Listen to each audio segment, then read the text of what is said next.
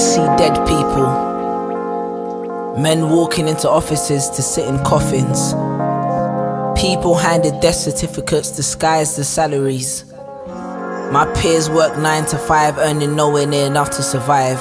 So it's far from ironic that my brethren said to me that at nights after work, she sleeps like a corpse. Sometimes I feel like my city is a graveyard. Sometimes I feel like the ghost whisperer. And sometimes I feel like I'm just watching reruns of the Michael Jackson Thriller video. Cause everybody's dancing and singing like they're alive. But it doesn't take a genius to see that they are rotting on the inside. It's too easy to say that they gave up on life. Cause if you're just a victim of a system that's pulling the trigger, is it still suicide?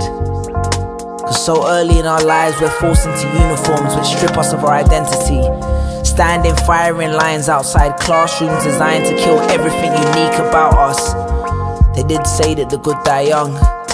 You see, Abraham is the only man I ever knew who was willing to stand at the altar and sacrifice his happiness for someone else. And even he hesitated. Even God agreed that it wasn't worth it. Let me ask you a question.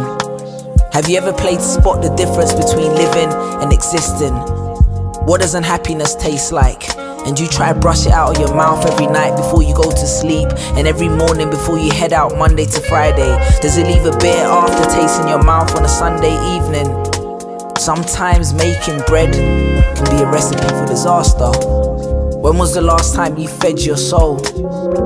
And didn't your parents teach you to always finish your plate? I think we can all agree that slavery's still alive, but we're just concealing it.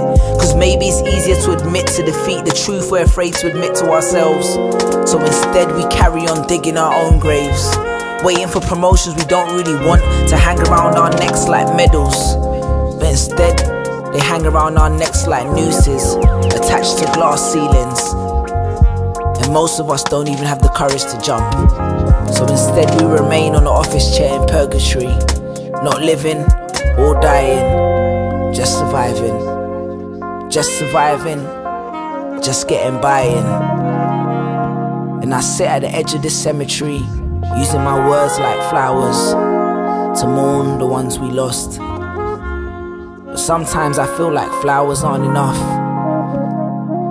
Or is it that there are just too many graves?